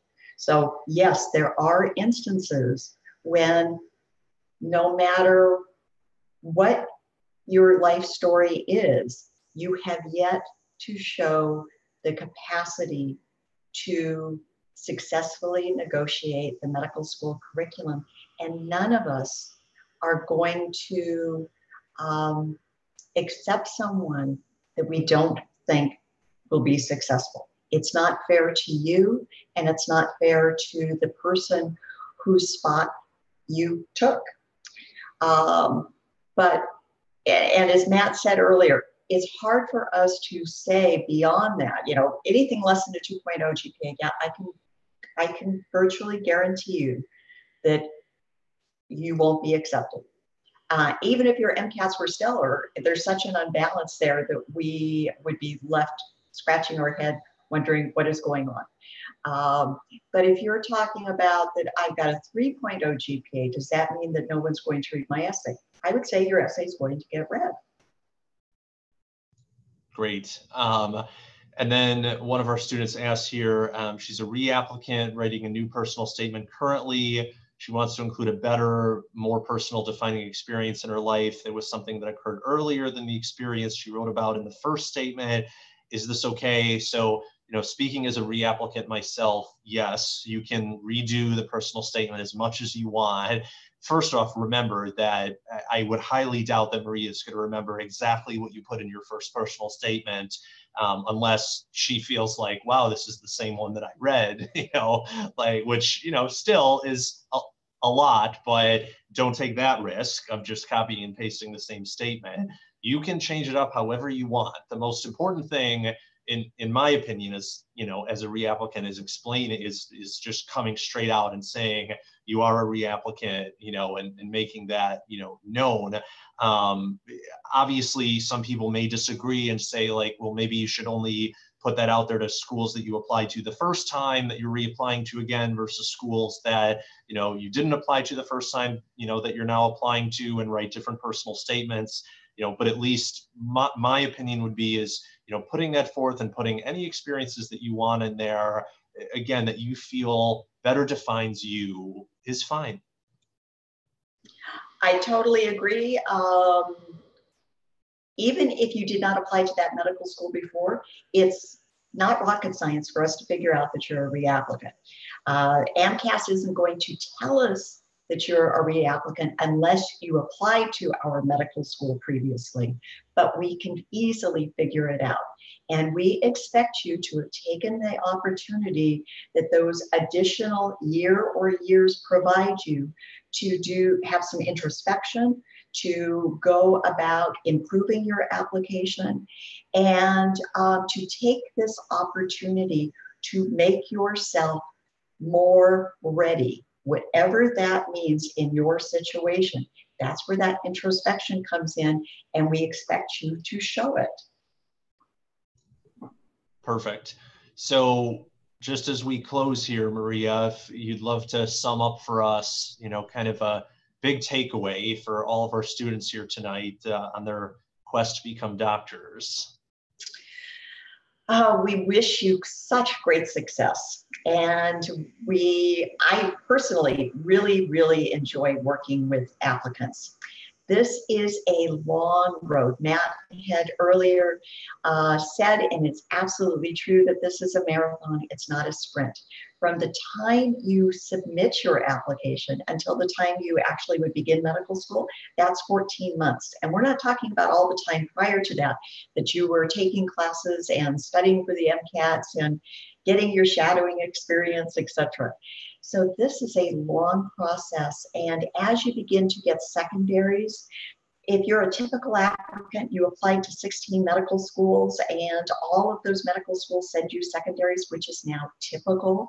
That means you've got another 16 essays to write, all of which are different. It would be so nice if they were standardized, but they're not. And then there's the interview and different types of interviews. So it is a long, fatiguing process. And when you get fatigued, sometimes it's hard to keep perspective, or, as we talked about at the beginning, just to understand, why are they asking me this question? Why do they want to know this? And if you understand why, if you understand what's expected of you, it's so much easier to then respond appropriately. And so get yourself a coach. Doesn't have to be us. We think we're pretty good at what we do, but it could be your advisor, it could be a trusted college professor, but get somebody to help you go through this process, because at the end, you get to achieve your dream. If you're successful, you'll then be a physician. And of course, that's what we're all here to help you be, is successful. Matt? Perfect. So big takeaways as somebody that's been an applicant, been a reapplicant, totally where all of you are at. And for those of you who've joined us tonight that aren't applying until next year, this all applies. It's all high yield stuff. And, you're hearing it from both sides of the story, from somebody that's, read thousands and thousands and seen all of this insider tips, and somebody like me who's been through, the application twice, struggled, came back, and I've seen success, and now I'm here to try to impart, what I know, just as Maria is trying to impart what she knows to help all of you along the way. But big takeaway is show, don't tell. That is a huge thing that will come across in our one-on-one sessions, is you have to show through concrete experiences who you are and not just tell us. Number two, this takes time. Do not expect this to just be a one-time thing. It's going to take a lot of revising, a lot of hard work to do. And three, as Maria said, get somebody to review this thing. Get at least 3 people per Maria's slide to review this in multiple facets. And we're here for you. Like we definitely, work with students daily on the personal statement and all components of the application.